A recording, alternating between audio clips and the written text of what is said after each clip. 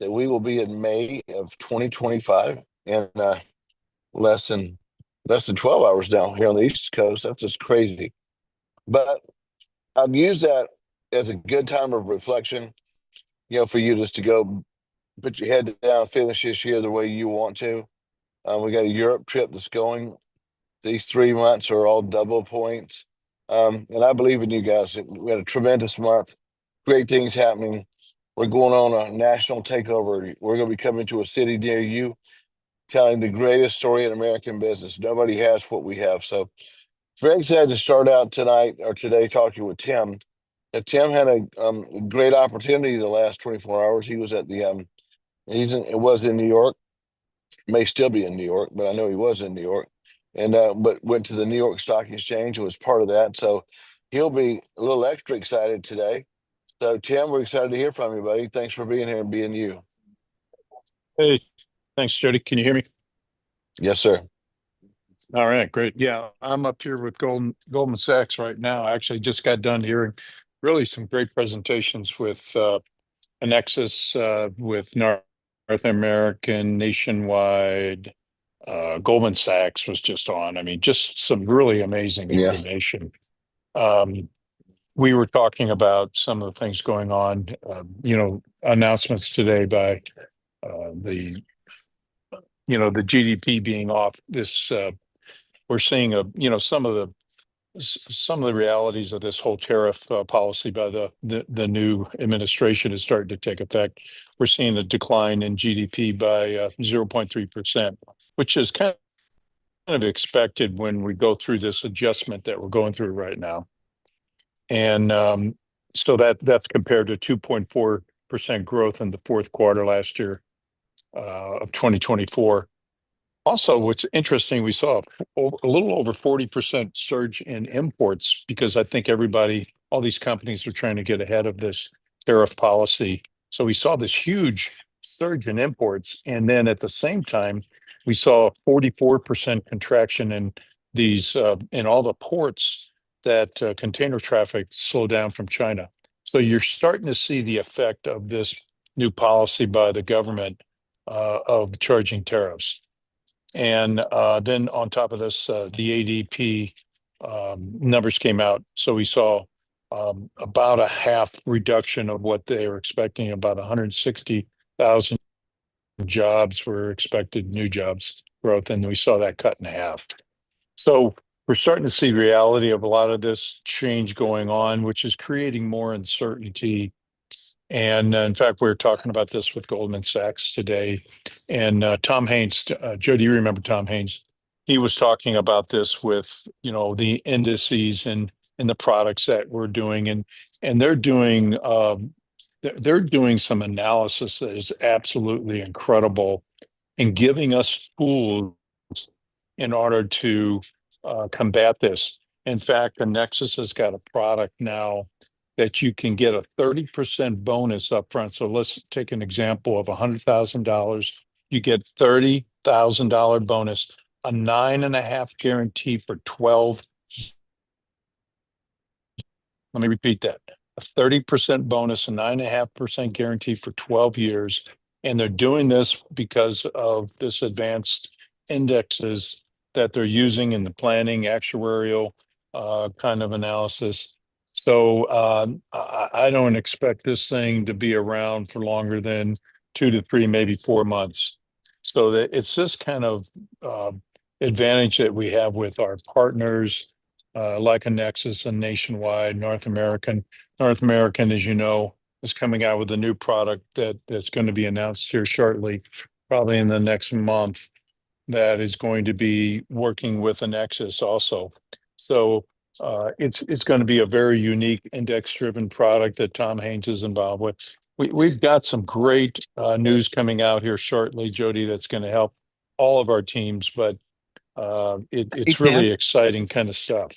did they Yeah, move that 8.5 to 9.5? yeah. This is the product that The Annexus new is heights. now just Yeah. offering a 9.5 guarantee for 12 years. Okay. I know they So moved it this to eight is and a pretty half, but I didn't know substantial. they changed it. Yep, pretty substantial offering. You should contact your Alex or Rob, and Yeah, we'll they get can on get you that. plugged Yeah, into it. But anyway, we'll do that's that. my report today. Real quick, I've got to run. No, I We're appreciate it. in the middle of a meeting. And off of that, Tim, real quick, go ahead and go if you gotta go. Well, thank you for being on. Guys, listen, Yeah, let me, just all yeah, the uncertainty going on here. That's the point I yeah, want to emphasize is, Jody, yeah. this is the time then that we have the most strength and most um, power behind us with all of our partners and your teams. So, No, I and that love back. it. Thank you. Listen, the reason we have Tim on and the reason we give you this information is just your confidence level should go through the roof. I've sat in the rooms with those guys that are literally the partners at Goldman Sachs, and you got to understand if somebody's a partner at Goldman Sachs, that's in the top 1% of the 1% in the world. That's the kind of minds you're talking about there. And to have those guys, the BlackRocks, the Blackstones, they're working for us in our products. I mean, so it doesn't matter if you're out representing an F&G product, a Nexus product, a Corbis product, whatever product it's world class, guys. I think that's just such a phenomenal thing as we go forward on that. And then on the technology side, next week, I can tell you right now, you really want to be on because we're going to be bringing the final version of some pieces technology wise is going to blow your mind. It's going to really revolutionize and be a competitive advantage to us that like we've never had before. Because think about this, Greg. You think about, when you guys hear Greg talk or you hear, Kimberly talk, and you're like, man, these guys, or you hear Rory and you're like, my goodness, man, I'll never learn this stuff. Well, you know what? We've been doing it a minute. They should sound like that. But what's awesome is that now with the tools we have, you can have that level of competency day one. You could go pull up the right things using technology and go, go change people's lives. We're going to talk about the whole, term insurance and perm insurance combination today. And figure used to do have to know all these formulas to go create what's right for the clients. But now the software will do it. The technology will do it. It's just so awesome. Such a great time to be in this business, and there's never been a time for people to have these tools. So we're so excited about that. Let's go ahead and move on, Kimberly, to the part that we have prepared today on the conversation. I'll let you lead that. All right, sounds good. And Greg, you got the green light on this one. Anything you want to, shepherd right along with it? Okay, no problem. Okay. All right, well, welcome everybody. Jody's already said that. You heard Tim's recap, which I think is fantastic. If you ever get an opportunity to go to the New York Stock Exchange with one of our companies, you should absolutely go. I'm jealous. Haven't been yet, so that's definitely on the top of my bucket list, being in this business as long as I have. But today we want to bring it back to the basics, right? We want to talk again specifically about life insurance, how it works, what it is, and what that looks like.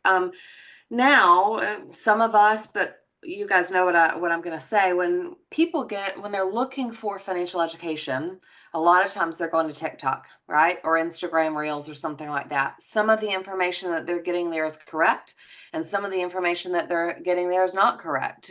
So when clients come to us and they say, hey, I want whole life, or hey, usually it's a whole life policy, that the words that they've heard is whole life. And so they come and they say, hey, I want whole life. I don't want my policy to expire, anything like that. I always, always, always correct them. And I say, well, really, there are two types of life insurance policies. So I want to change your vocabulary. There's a term policy and there's a permanent policy. And a permanent policy covers whole life, indexed universal life, variable universal life, guaranteed universal life, like all of these different, permanent policies.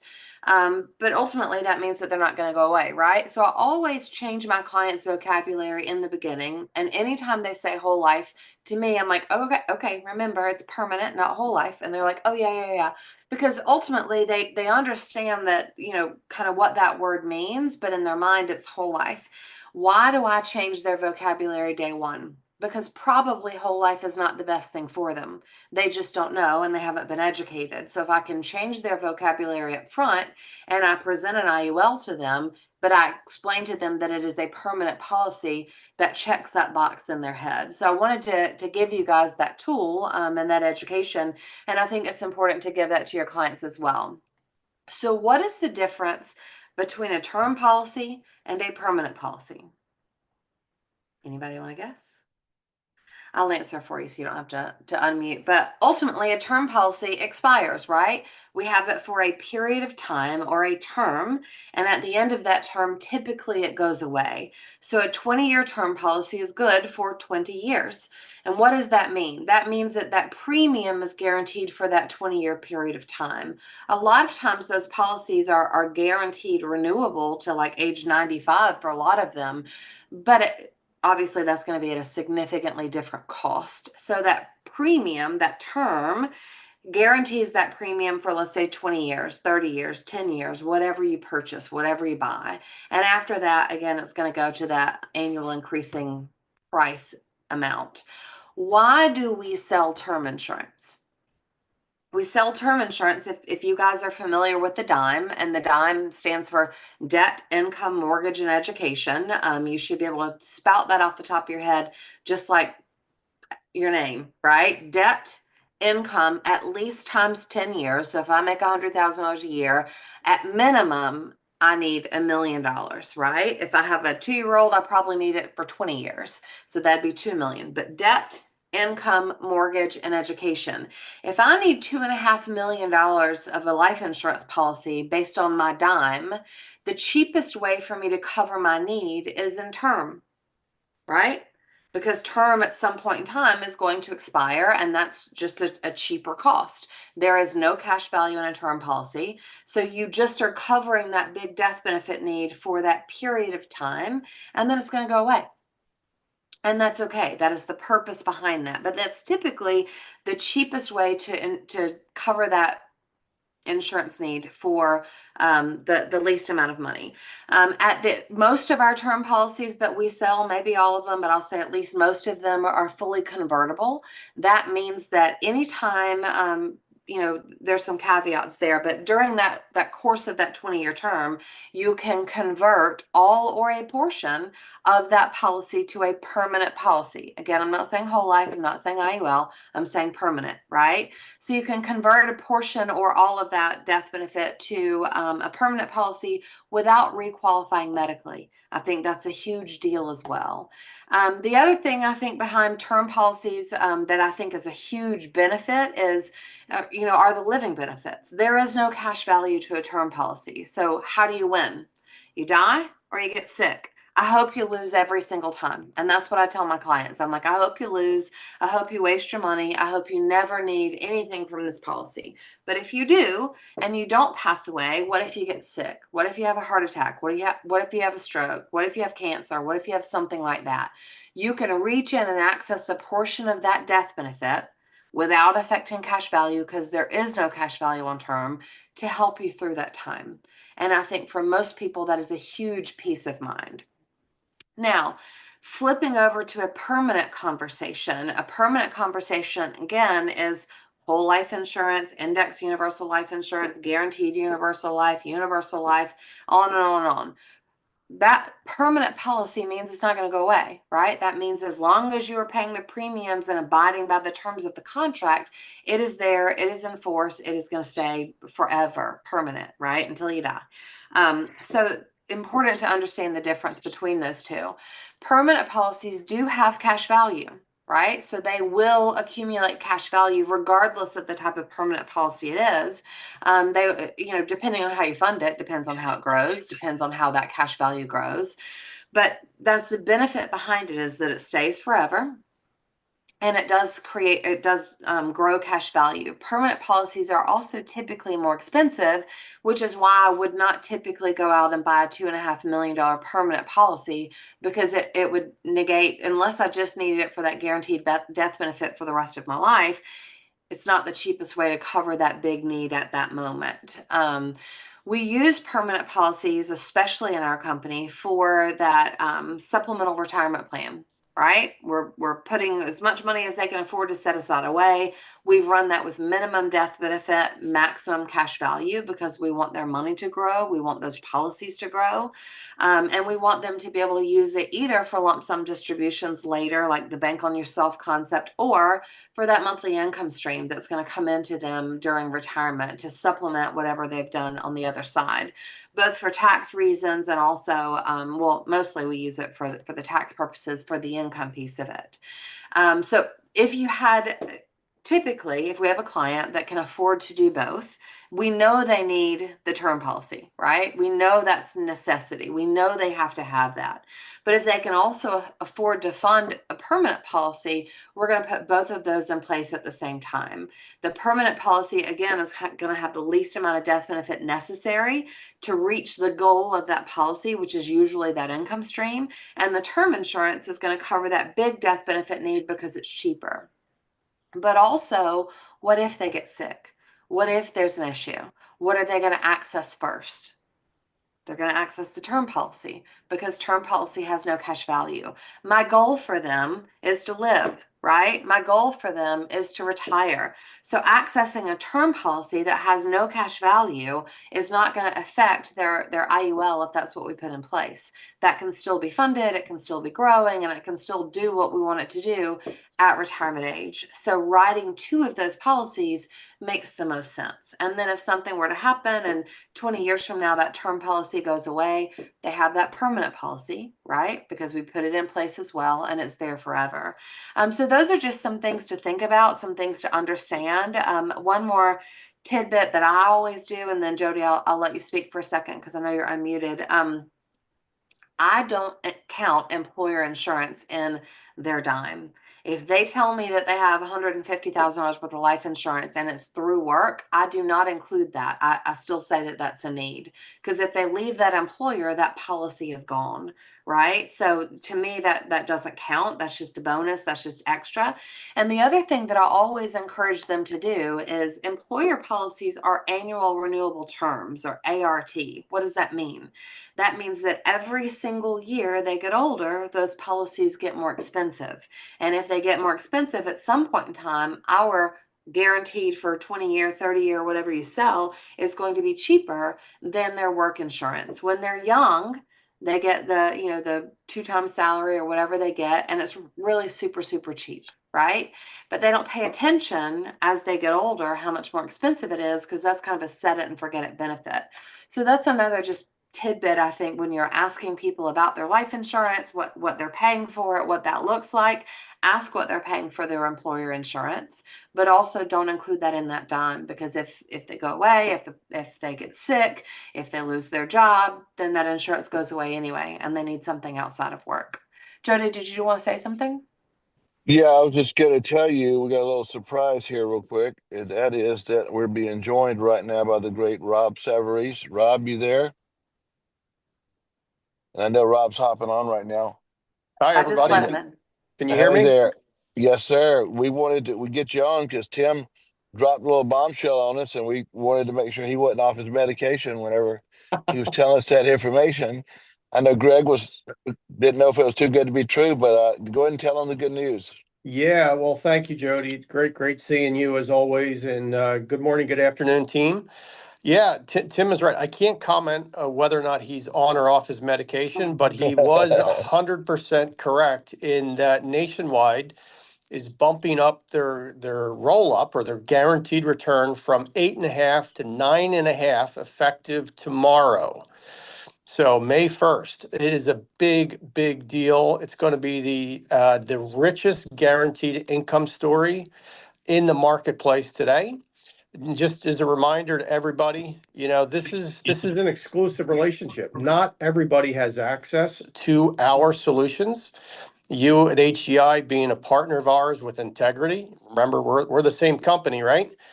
You have this, and just I know there's questions, right? The first question I always get is anything else changing? And no, nothing else is changing. The 30% bonus is still there. We're just taking it from 8.5 to 9.5. Payout factors are staying the same. Everything else is staying exactly the same. So take advantage of it, right? And let me just also say this. The second question I've been getting is how long will this last? And here's what the response is to that.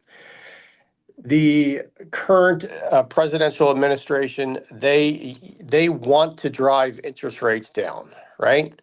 They want that is their focus from an interest rate perspective.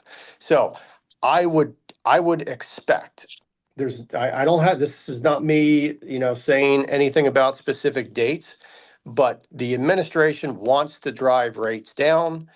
This is as rich as it might be for us in the income world for years to come, right? So get after it, make those phone calls, and then make some extra phone calls, right? Make 10 extra phone calls every day, because I don't know if this is going to be 2 months, 3 months, 4 months, or 6 months.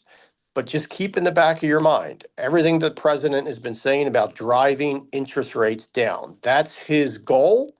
And once those rates start coming down, the 9.5 is going to start retreating, right? This could be, and Jody, you can appreciate this as two guys that have been in the business a long time. This could be as good as it gets for a while. Take advantage of it. Make your calls and then Absolutely. make 10 extra ones. What about clients that, like, I've got 200,000 that I was going to submit? Should I hold off on that and wait until tomorrow to submit that? That's exactly what I would do at this point. Okay. Exactly, because you can do it today, but it's going to require a few other signatures. It's you're better off No. just waiting, and then redoing the illustration. We can't do illustrations until tomorrow. Right. Midnight tonight you could do it. So you're gonna just wait. Oh, I know it's going to create a little bit more work for you, but how good will that conversation be when you call your client and be like, "Hey, oh man, that's right? going to be amazing. That's You going to be you amazing. And you what love that about for previous clients? They're locked in wherever they work, correct? Correct. Yep. I mean, Okay. if you are in the kind of the pre-sale point of view, right? You've presented the 8.5 to your client, and the first thing I would call them back up and I'd say, "Hey, I know you were interested at 8.5, but you've got to love 9.5, right? Amen. Amen. Get back on the phone with those clients and be like, hey, you liked it at 8.5, you're going to love it at 9.5. Let's go." Okay. I Nothing think changed with I think indexes or some of par those rates. Everything else is exactly the same. I think Okay. those Perfect. people are gonna go find some money they didn't know they had before too. Amen. Yeah. And I'm like Get a I little more said, money somewhere. you guys work on a system. Hubert created an amazing system for you. Follow this system. Make your phone calls and then make 10 more, because this is the hottest thing starting tomorrow that's going to be out there, right? Take advantage of it. Go get it. Go get your money. Change lives, protect retirement income. Do what you were born to do and get after it. Thank you. Great. Thank you so much for jumping on and being there like you always are. And Thank James you, had buddy. a question. Really James, quick. question real quick. Yeah, I James. just want to, for Robert. Hey, did you say that's going to be the richest income bump in the history of Nationwide or in the history of annuities? It nationwide for sure, and in the marketplace today, James. That's amazing. Yeah. Yep. It's awesome. Good. All Let's right. don't be secret agents. Hey, thanks. Thanks, Rob. Hey, thanks everybody. Appreciate you, Have a buddy. great day. You bet. Yeah, Bye. straight. See you, buddy. Hey, listen, guys, real quick. I got to say one thing about this, because this totally reminds me of, and I think Greg might be the only person on here who went through this with me. But I wish I could tell you guys how incredible VUL was in the 90s. We had a product that did 34% for 10 years tax free with a Janus Capital backed Funds, yeah. VUL fund. And you know what? We didn't know how good it was. You know what I mean? Looking back, had we known what we knew then, we could have sold so much at the beginning of that. We didn't know that was the greatest season ever. We are in the greatest times ever right now in many areas of our products. This being one obvious, it was creating a lot of electricity right now. And as you know, you're talking about millions of dollars for people in interest, compound interest over time is what we just heard. But also now listen real quick before those of you who don't know all about this, Kimberly, you might want to say something to this along with you, Greg. Tim, you gotta articulate this properly. They don't get a 30% bonus on what they put in. They get a 30% bonus on their income. Is that correct? Just make sure I'm articulating that right. Yeah, it goes towards their high point income base, and that determines what that guaranteed annual income is going to look Right. like. It's not a 30% walk away bonus. Right. And it's an incredible. I just want you guys to get your arms around it.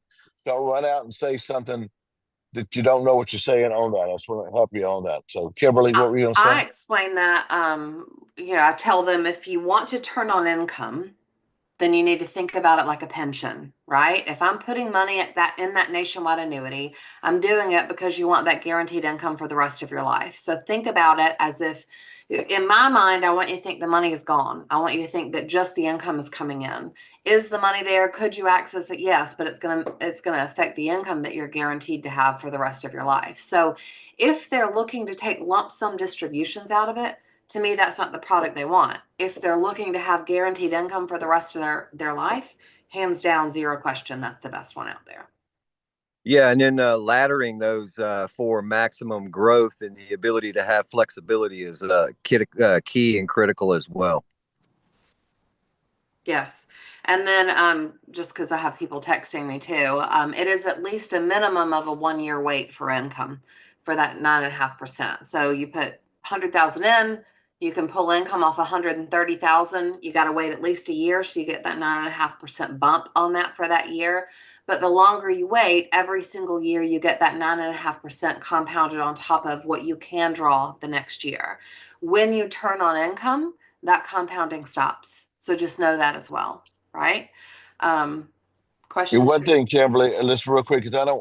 Let's just kind of curve the questions for a second because we go off the rails quick because we maybe one or two, but then we'll go to some other things. I want you guys to know what I hear. I just heard them say we could go recruit everybody. I want to translate what I heard because now we have even greater tools. We're on the cutting edge of the cutting edge. Listen, Robert Hadaway from Kroger is on the cutting edge of something just happened in the boardroom at Goldman Sachs. Try that one on for size. Whoever you are, coming from whatever your background is, me, who's not going to ever, I love to recruit and build, but I have a chance to get that information directly from there. You saw a real-time piece of history. Tim said that. I got a hold of Rob from the same meeting, and then there we go. It was incredible, but it should give you incredible confidence to go tell our story in general. And it all starts with a presentation. It all starts with an F&A, and then it goes over to if they need these products. And never forget though, there are very few bad products. There's just bad applications of products. And this is exciting. Some of you don't even know why this is exciting. You're just excited. That's good. That's the best feeling in the world. So take that excitement. Go know. And guys, we're very blessed to have Kimberly, Zach, Greg on this call, and others on our team. Caesar, who's very good at articulating these things. We have people that can articulate this for you. And I think you ought to be real grateful the way that they articulate it. So thanks, guys. So Kimberly, I'll turn it back to you for a minute. So now we're just going back to life insurance, right? Because that's what we're talking about today. Got you all excited about annuities. Jody, is there anything else you want to say between the term and permanent? Because I know we were talking about that earlier. Any points or questions that anybody has? I think Jody's I can't hear you.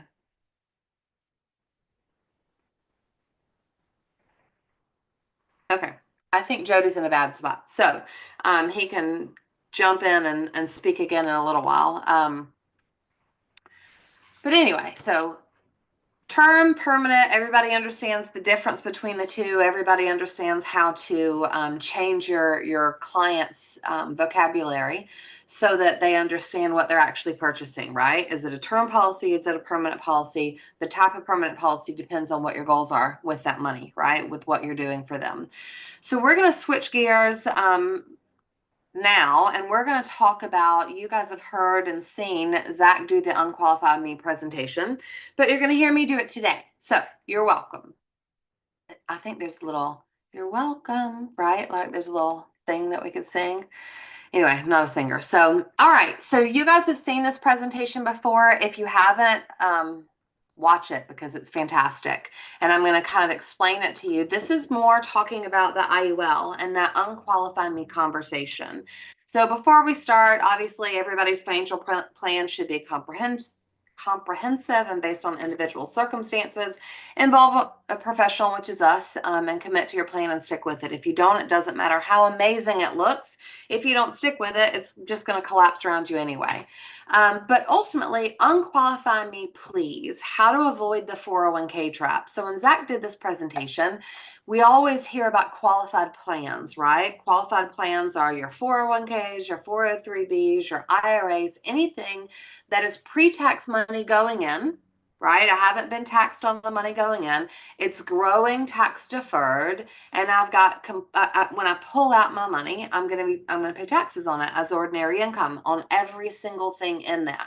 That is called a qualified plan. So Zach's presentation says, "Unqualify me, please."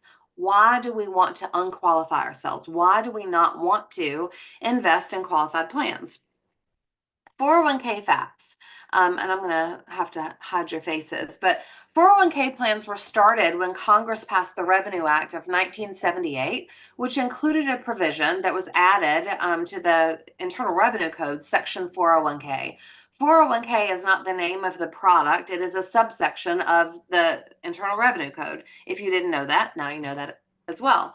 401k was meant to be an executive bonus or a perk.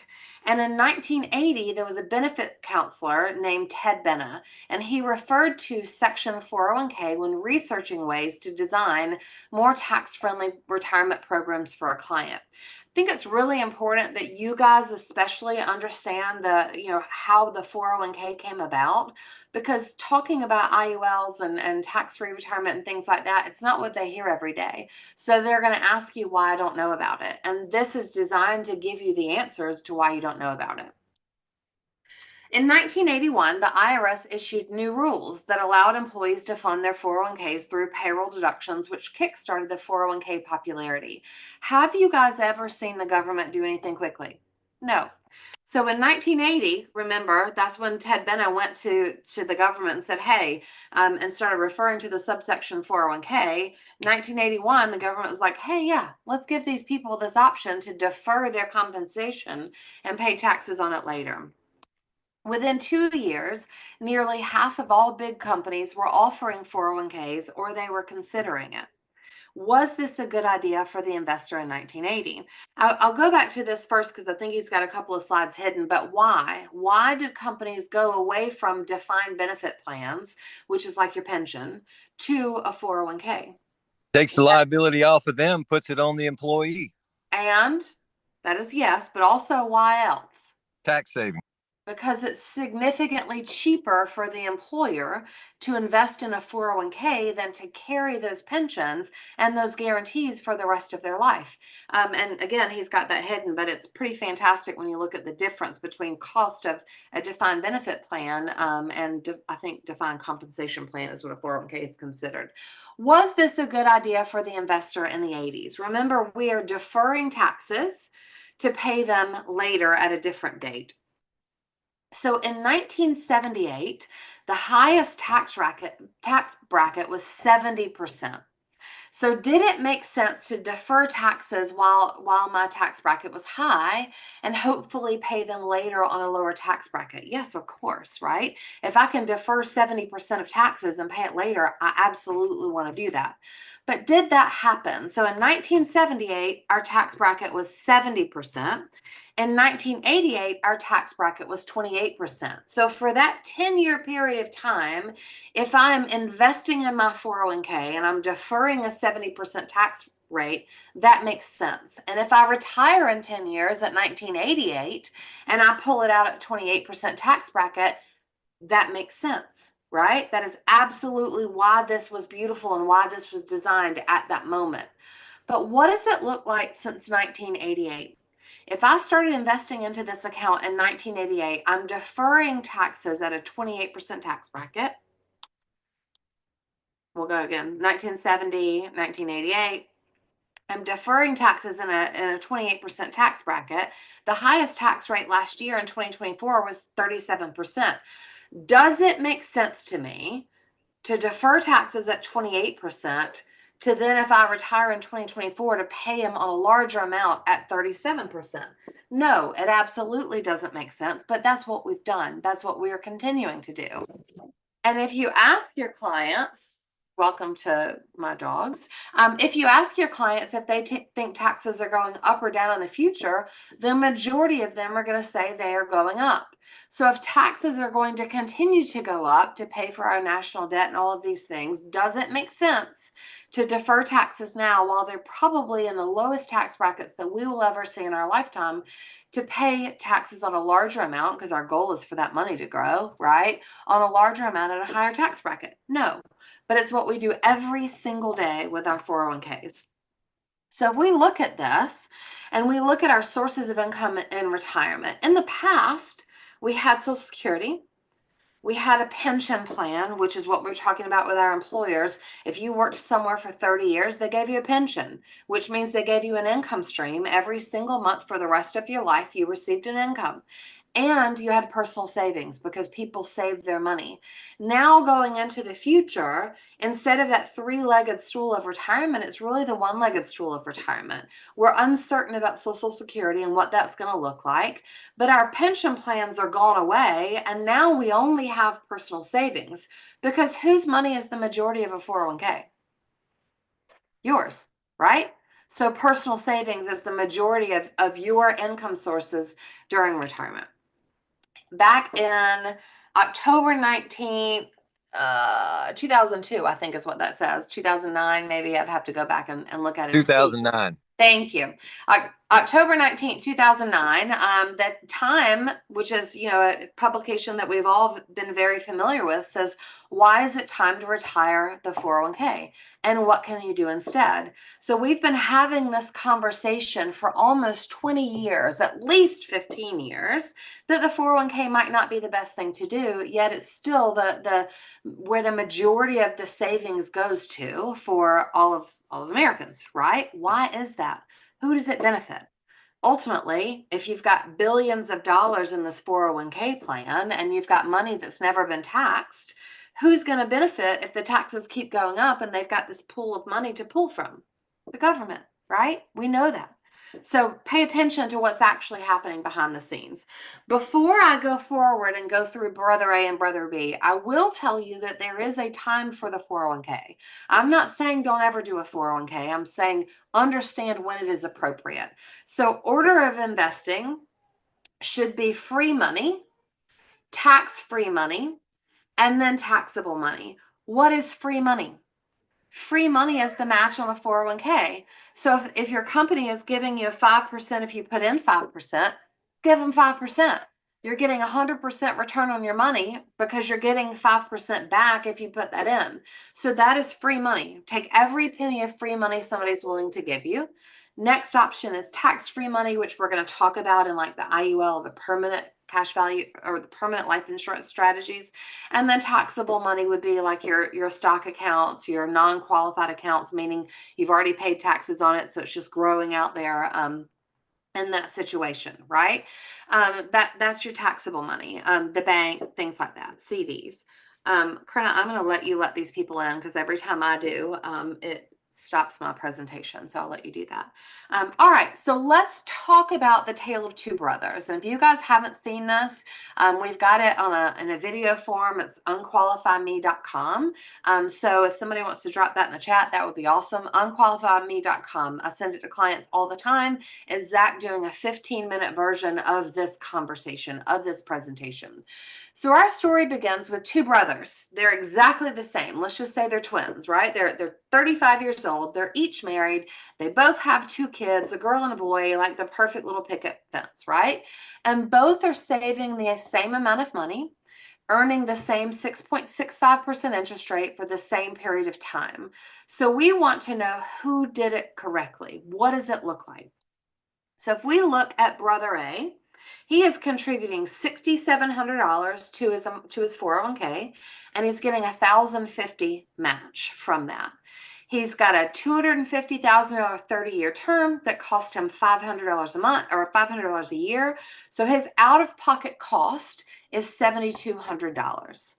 Brother B says, I'm going to do things a little differently. And he says, I'm not putting anything into that 401k, and I'm not going to get I'm not going to get an employer match. Maybe you think I'm dumb, but I'm not doing that. I'm going to take the entire $7,200 that I have that you're contributing over here, and I'm going to put it into an indexed universal life policy with a $250,000 death benefit. So they've got the $250,000 death benefit as well. So his total cost is $7,200. And if you look beside Index UL, it shows that internal revenue code of 7702. That is what our cash value policies are based off of. It is still an internal revenue code, just like your 401k is internal revenue code 401k. So that's important to know. Both of these are, government plans inside the IRS. So who made the right decision knowing both of them are putting out the same amount of money? Well, let's look at it after a 30-year period of time. Brother A, his 401k has a $708,000 value. Awesome. It's a 401k, so it's invested in the market, so it's subject to fluctuations. We know that especially right now because we're living in a volatile time. The principal is not guaranteed, and the gains are not locked in. If he makes 50% one year, awesome. If he loses 50% the next year, it's gone, right? That's just how that works. He has 0 term insurance because that term was for a period of time, just like we talked about. And so that insurance is gone. If he wanted to replace it at this point in his life, 30 years later, it's going to cost him a minimum of $10,000 plus per year. So he's not going to do it. He's just going to leave it alone. And he has saved because remember, it's pre-tax. He's put all this money into his 401k. And by doing that, he saved $65,000 that he didn't have to pay taxes on. So he's patting himself on the back, right? Makes sense to him. Looks good. Let's look at what his brother did. He only has $619,000 in cash value, not as much as that 708. So if we're not, if we think we're comparing apples to apples, we think Brother A might have won, right? Brother B's money is not subject to market fluctuations. You guys have seen those index charts. So we've locked in our floor every single year. Our principal is guaranteed and our gains are locked in typically on an annual basis. He still has a death benefit because an IUL has to have that death benefit to keep that money tax-free, and it has grown because his cash value has bumped it up. So now his death benefit is $842,000, and he's not paying premiums anymore after 30 years. But he didn't save any money. He didn't save that $65,000 that his brother saved. So who's better? Probably if we're looking at this or if we're looking at this with an untrained eye, I think 708,000 is more than 619,000. I don't really care about my life insurance at this point in time, but obviously if I did, Brother B would win. But I do care about tax savings, and Brother B had none. So who won this conversation? Which plan makes you feel more financially secure? So let's look at the results during retirement. Brother A has $708,000. He wants to pull $55,000 of income out of his policy after tax, right? But remember, as you pull income out of a qualified plan or a 401k, 403b, IRA, as you pull money out of that, you got to pay taxes at today's tax bracket, whatever that is. So when this policy or when this presentation was done, that meant he had to pull $70,000 out of his account in order to receive a net of $55,000. So he paid $15,000 a year of income tax to receive that as income. After 17 years, he has no money left in his 401k. He has no death benefit, and he has no accelerated benefits either. Let's look at Brother B. Brother B had $619,000 that he could access. He wanted the same $55,000 a year income. And so he was able to pull that out of this policy by taking tax-free loans against the cash value. So he pulled $55,000 a year out of that. He paid 0 in income tax. And after 30 years, he still has $455,000 of cash value at age 95. And he has a death benefit of still almost $500,000 at that age as well. Death benefit, living benefits, all is taken care of. So it's not about how much you make. It's about how much you keep. I'm going to go shut my door really quick because my dog is whining. I'll be right back. Okay. Sorry about that. It's not how much you make. It's about how much you keep. Right? So what does this look like? By the numbers. Let's compare side by side. Brother A and Brother B. Yeah. Brother A, oh, there you go, had a $708,000 value at age 65. Brother B had a $619,000 value. If I am comparing the numbers, Brother A wins, right? 708,000 is more than 619,000. Brother A had $65,000 in tax savings during his contribution phase of his retirement. Brother B had zero. Brother A is still winning here in my untrained eye conversation. Brother A has got $70,000 of annual income. Brother B has 55. Well, I'd rather have 70,000 than 55. Would you not? Brother A has to pay $15,000 a year in income tax. Brother B pays none. Brother A has a $55,000 net income, and he's out of money in 17 years. So he withdrew a total of $935,000 from this policy. Brother B has a $55,000 net income, which is the same. He's got 30 years and it is still going strong. He's pulled out $1.65 million total of tax-free income to himself, and it's still going strong 30 years later. But then you say, I don't want to pay cost of insurance, because you guys are going to hear this, right? People are going to have an objective and say, well, yeah, but I don't want to buy life insurance because there's a fee to it. Well, do you not think taxes are a fee? Taxes are absolutely a fee. So Brother A paid $255,000 in taxes. Remember, he only saved 65. So does it make sense to pay $255,000 in taxes to have the benefit to save 65? No, not at all. But Brother A paid $255,000 in taxes. Brother B paid about $173,000 in policy cost. Is $173,000 less than $255,000? Yes. Would I rather pay an insurance company, let's just say $175,000, and have my death benefit and have my taxes and still going after 30 years than pay the government $255,000 and be out of money in 17 years?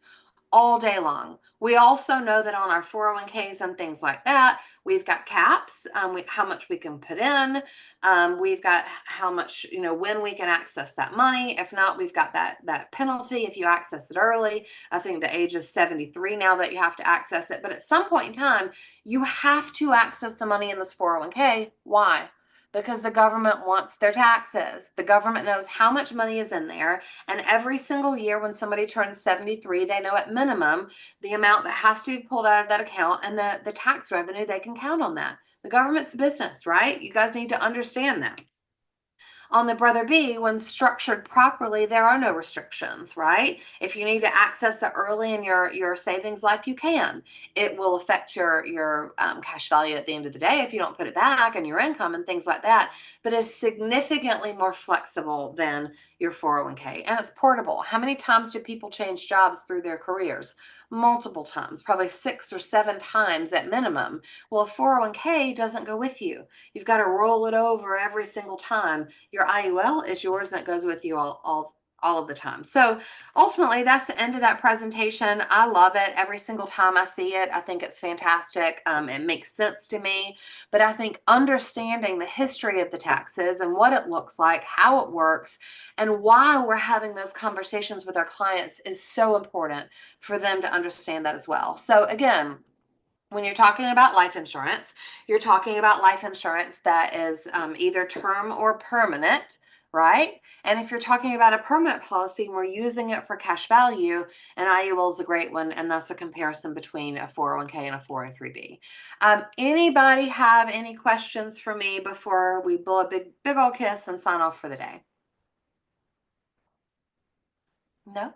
Awesome. I just want to tell you, you did a great job, because I told you before, Zach does this a lot of times, and everybody's heard it many times, but you did a great job.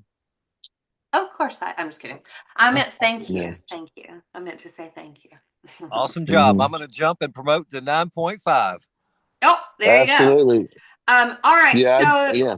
this presentation, people are asking where it is. Again, you've got the recorded version on unqualifyme.com. So go get it, send it to your clients. It's client approved. Use it, take it out there. It's about 15 minutes. So I think it is a Yeah. great third-party validation to what you're telling people and what you're selling, right? And the last piece of recognition, Amy and Caesar, you guys have a great month. So congratulations. Proud of you. See you guys. Take care. All right. Bye-bye. Bye, guys. Bye bye.